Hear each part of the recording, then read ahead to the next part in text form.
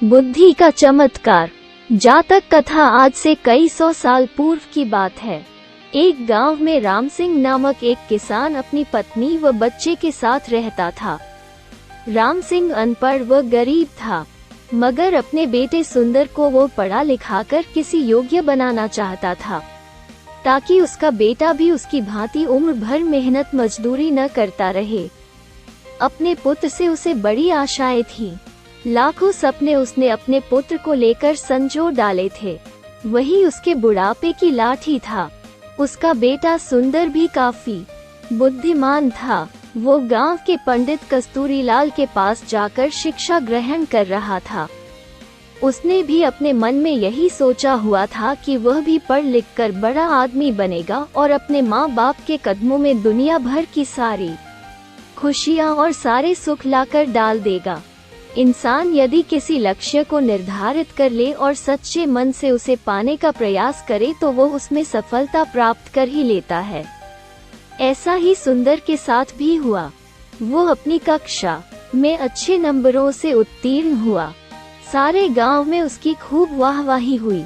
अपने बेटे की इस सफलता पर राम सिंह का मस्तक भी गर्व से ऊंचा हो उठा। एक रात राम सिंह ने अपनी पत्नी से कहा, सुंदर की माँ, मेरे मन में सुंदर को लेकर काफी दिनों से एक विचार उठा रहा है। कहो जी। राम सिंह की पत्नी ने कहा, ऐसी क्या बात है? क्या सुंदर की शादी ब्याह का विचार बनाया है? परी भगवान, शादी ब्याह तो समय आने पर हम उसका करेंगे ही, मगर अभी उसे अपने पैरों पर तो खड़ा होने दें। मेरा तो यह विचार है कि क्यों न हम उसे शहर भेज दें, ताकि वहां जाकर कोई अच्छा सा काम धंधा सीखकर कुछ बनकर दिखाए। यहाँ गांव में तो बस मेहनत मजदूरी का ही धंधा है। पढ़ने लिखने के बाद भी यदि उसे यही धंधा करना है तो पढ़ाई लिखाई का लाभ ही क्या है? हमारा तो अपना कोई खेत भी नहीं है जिसमें मेहनत करके वो कोई तरक्की कर सके। मगर सुंदर के बापू, सुंदर ने तो आज तक शहर देखा ही नहीं है। हम किसके भरोसे उसे शहर भेज दे? सुंदर की माँ कमला ने कहा, माना कि हमारा सुंदर समझदार और सूझबूझ वाला है और शहर में वो कोई अच्छा सा काम धंधा तलाश भी लेगा, मगर शहर में टिकने का कोई ठिकाना भी तो चाहिए। सुनो सुंदर की माँ, शहर में मेरा एक मित्र है। हालांकि हम दोनों वर्षों से एक दूसरे से नहीं मिले, मगर फिर भी मुझे उम्मीद है कि यदि मैं सुंदर को उसका पता ठिकाना समझाकर भेजूं तो वह अवश्य ही उसे शरण देगा और रोजी रोजगार ढूंढने में वह सुंदर की सहायता भी करेगा। बात तो आपकी ठीक है सुंदर के बापू, लेकिन मेरा मन नहीं मान रहा कि मैं अपने लाल को अपनी आंखों से दूर करूं। ऐसा तुम अपनी ममता के हाथों मजबूर होकर कह रही हो, मगर दिल से तो तुम भी यही चाहती हो कि हमारा बेटा तरक्की करे। इसलिए दिल को मजबूत बनाओ। सुंदर शहर जाकर कुछ बन गया तो हमारा बुढ़ापा भी सुख से गुजरेगा। और इस प्रकार राम सिंह ने अपनी पत्नी को समझा बुझाकर सुंदर को शहर भेजने के लिए राजी कर लिया। उसी शाम सुंदर जब अपने यार दोस्तों के साथ खेल कूद कर घर वापस आया तो राम सिंह ने बड़े प्यार से अपने पास बैठाया और अपने मन की बात बता दी।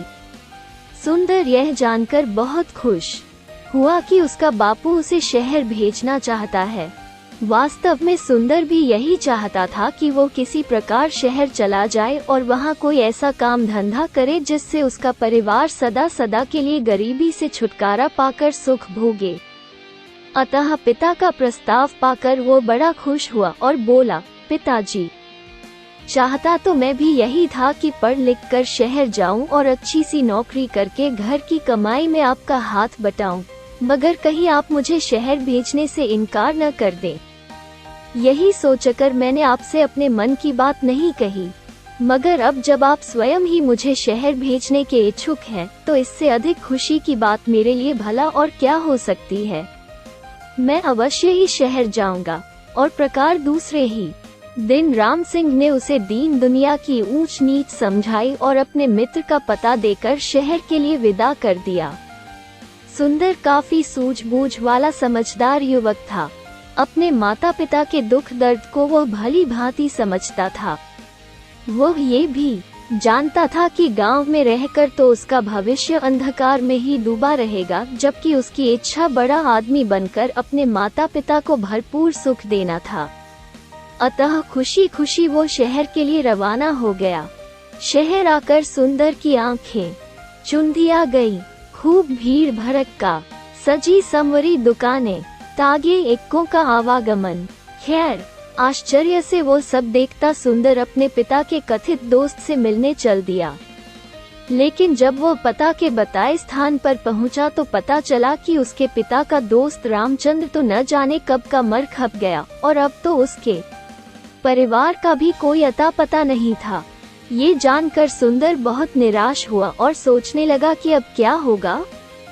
आशा निराशा तो जीवन में चलती ही रहती है, लेकिन सुंदर उन युवकों में से नहीं था जो हताश होकर बैठ जाते हैं। उसमें हिम्मत और आत्मविश्वास कूट कूट कर भरा था। उसने अपने आप को दिलासा दिया और बोला, बेटे सुंदर, निराश होने से कुछ नहीं होगा। अब शहर आ ही गए हैं तो कुछ करके ही लौटेंगे। माँ और बापू ने मुझसे बड़ी उम्मीदें लगा रखी हैं। मैं ही उनके बुढ़ापे की लाठी हूँ। अब शहर आ ही गया हूँ तो कुछ बनकर ही लौटूंगा। तुझे याद नहीं, गांव में मास्टर जी कहा करते थे, हिम्मत ए मर्दा, मदद ए खुदा। यानी जो लोग हिम्मत करते हैं उनकी मदद खुद भगवान करते हैं। अपने आप को इसी प्रकार हौसला बंधाता हुआ सुंदर पूछता पूछता एक सराय में आकर ठहर गया। उसने स्नान आदि से निवृत्त होकर थोड़ा आराम किया, फिर किसी नौकरी की तलाश में निकल पड़ा। वो जहाँ भी नौकरी मांगने जाता, दुकानदार उसके बातचीत करने के ढंग और उसकी सूझबूझ से प्रभावित तो होता, किंतु कोई जान पहचान न होने के कारण उसे नौकरी नहीं मिल पाती थी। इसी प्रकार कई दिन गुजर गए। सुंदर गांव से अपने साथ जो रुपया पैसा लेकर आया था वह भी लगभग समाप्त होने को था। अब तो सचमुच सुंदर को चिंताओं ने आ घेरा। वो सोचने लगा कि काश शहर में उसकी कोई जानकारी होती तो अवश्य ही उसे कोई नौकरी मिल जाती। एक दिन की बात है, सुंदर थक हार कर एक पेड़ के नीचे बैठा मौजूदा स्थिति के विषय में सोच रहा था। उससे कुछ ही दूरी पर राज कर्मचारी पेड़ की ठंडी छांव में बैठे गपशप कर रहे थे। अन्ना सा सुंदर उनकी बातें सुनने लगा। एक दूसरे से कह रहा था, कुछ भी कह भाई रामवीर, तू है बड़ा नसीब वाला। हम दोनों साथ साथ ही राज दरबार की सेवा में आए थे, मगर तू तरक्की करके राजाजी का खजांची बन गया और मैं रहा सिपाही का सिपाही। इसे कहते हैं तकदीर। तकदीर भी उन्हीं का साथ देती है गंगाराम, जो सूझबूझ और हिम्मत से काम लेते हैं। मैंने अपनी सूझबूझ से कुछ ऐसे काम किए कि महाराज का विश्वास पात्र बन गया और उन्होंने मेरी ईमानदारी देखकर मुझे खजांची बना दिया। न भाई, तू जरूर किसी साधु या फकीर से कोई मंत्र वंत्र पढ़वा कर लाया होगा जो इतनी जल्दी इतनी तरक्की कर ली, वरना मैं क्यों न किसी ऊंचे पद पर पहुंच गया। भैया, तू मुझे भी अपनी कामयाबी का राज बता। तेरे जैसे लोग इसी चक्कर में रहते हैं कि पकी पकाई मिल जाए और खा ले। अरे भाई मेरे, अगर इंसान में हिम्मत, हौसला, ईमानदारी, साहस और सूझबूझ हो तो वो पहाड़ को खोदकर नदी बहा दे। देख, तू वो मरा हुआ चूहा देख रहा है ना? रामवीर ने सड़क के किनारे पड़े एक मरे हुए चूहे की ओर इशारा किया। हाँ, देख रहा हूँ। आने जाने वाले लोग भी उसे देख रहे हैं और घृणा से थूककर दूसरी ओर मुंह फेरकर निकल रहे हैं। रामवीर भाई, मैं तुझसे तेरी कामयाबी का रहस्य पूछ रहा था और तू मुझे मरा हुआ चूहा दिखा रहा है। ये क्या बात हुई गंगाराम? मैं तुझे कामयाबी की बाबत ही बता रहा हूँ। सुन, लोग उस मरे हुए चूहे पर थूक कर जा रहे हैं, मगर कोई सूझबूझ वाला इंसान इस मरे हुए चूहे से भी 4 पैसे कमा लेगा। भैया मेरे, अक्ल का इस्तेमाल करने से ही इंसान कामयाबी हासिल करता है। जंतर मंतर से कुछ नहीं होता। मैं समझ गया भाई रामवीर, निराश सा होकर गंगाराम बोला। तू मुझे अपनी कामयाबी का राज बताना ही नहीं चाहता। खैर, कभी तो मेरे भी दिन बदलेंगे। अब चलते हैं। इस प्रकार वे दोनों राज कर्मचारी उठकर चले गए। वे तो चले गए, मगर खजांची रामवीर की चूहे वाली बात ने सुंदर के दिमाग में खलबली सी मचा दी। उसके दिमाग में रामवीर की कही बात बार बार गूंज रही थी। लोग उस मरे हुए चूहे पर थूक थूक कर जा रहे हैं, मगर कोई सूझबूझ वाला इंसान इस मरे हुए चूहे से भी 4 पैसे कमा लेगा। 4 पैसा कमा लेगा, 4 पैसे कमा लेगा। सुंदर सोचने लगा, खजांची की बात में दम है। जिस देश में मिट्टी भी बिकती हो, वहाँ कोई चीज बेचना मुश्किल नहीं, मगर इस मरे हुए चूहे को खरीदेगा कौन? कैसे कमाएगा कोई इससे 4 पैसे? चूहे को घूरते हुए सुंदर यही सोच रहा था, लेकिन उसकी समझ में नहीं आ रहा था। तभी सड़क पर उसे एक तांगा आता दिखाई दिया।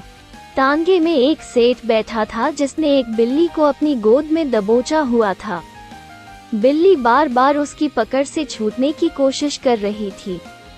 अभी घोड़ा गाड़ी सुंदर के आगे से गुजरी ही थी कि बिल्ली सेठ की गोद से कूदी और सड़के के किनारे की झाड़ियों में जा घुसी।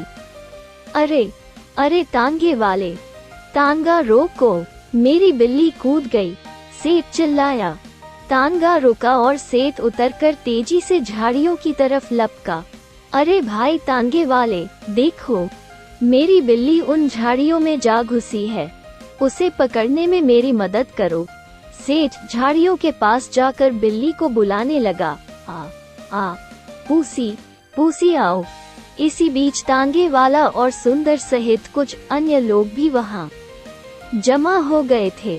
अरे भाई, मैं किसी खास प्रयोजन से इस बिल्ली को खरीद कर लाया हूँ, कोई इसे बाहर निकालने में सहायता करो। सेठ बेताब होकर एकत्रित हो गए लोगों से गुहार कर रहा था, जबकि झाड़ियों में घुसी बिल्ली पंजे झाड़ झाड़ कर गुर्रा रही थी। देख नहीं रहे हो सेठ जी की बिल्ली किस प्रकार गुर्रा रही है? एक व्यक्ति बोला। हाथ आगे बढ़ाते ही झपट पड़ेगी। ये सब देखकर सुंदर के मस्तिष्क में राजा के खजांची की बात गूंज गई। कोई सूझबूझ वाला इंसान इस मरे हुए चूहे से भी 4 पैसे कमा लेगा। सुंदर के मस्तिष्क में धमाका सा हुआ और तुरंत उसके मस्तिष्क में एक युक्ति आ गई। वो सेठ से बोला, सेठ जी, अगर मैं आपकी बिल्ली को काबू करके दूं तो आप मुझे क्या देंगे? आए। सेठ जी ने तुरंत सुंदर की ओर देखा और बोला, भाई, तू मेरी बिल्ली को काबू करके देगा तो मैं तुझे चांदी का एक सिक्का दूंगा। चांदी का सिक्का? सुंदर के मुंह में पानी भर आया। ठीक है, आप यहीं रुकिए, मैं अभी आपकी बिल्ली काबू करके आपको देता हूँ। कहकर सुंदर दौड़ा दौड़ा उसी दिशा में गया जिधर मरा हुआ चूहा पड़ा था। वाह बेटा सुंदर, बन गया काम। उस खजांची ने ठीक ही कहा था कि यदि सूझबूझ से काम लिया जाए तो इस मरे हुए चूहे से भी 4 पैसे कमाए जा सकते हैं। सुंदर ने मन ही मन खुश होते हुए एक रस्सी तलाश की और चूहे की गर्दन में फंदा डालकर झाड़ियों की ओर चल दिया। हटो हटो सब पीछे हटो। भीड़ को एक ओर हटाता हुआ सुंदर बोला, बिल्ली अभी बाहर आती है। अरे, मरा हुआ चूहा ये तो वहाँ पड़ा था, किसी ने कहा। दूसरा बोला, भाई वाह, इस लड़के ने तो मौके का फायदा उठाकर एक सिक्का कमा लिया। इसे कहते हैं बुद्धि का करिश्मा। ये लड़का अवश्य ही एक दिन बड़ा आदमी बनेगा। लोग तरह तरह की बातें बनाने लगे। सुंदर झाड़ियों के करीब बैठ गया और रस्सी से बंधे चूहे को बिल्ली के सामने लहराने लगा। मोटे चूहे को देखकर बिल्ली के मुंह में पानी भर आया। एक नजर उसने मैत्री भाव से सुंदर की ओर देखा, फिर दुम हिलाती हुई धीरे धीरे सुंदर के करीब आने लगी। सभी लोग उत्सुकता से ये तमाशा देख रहे थे और फिर कुछ ही पलों बाद चूहे के लालच में जैसे ही बिल्ली बाहर आई, सुंदर ने उसकी पीठ पर प्यार से हाथ फेरा और उसे गोद में उठा लिया।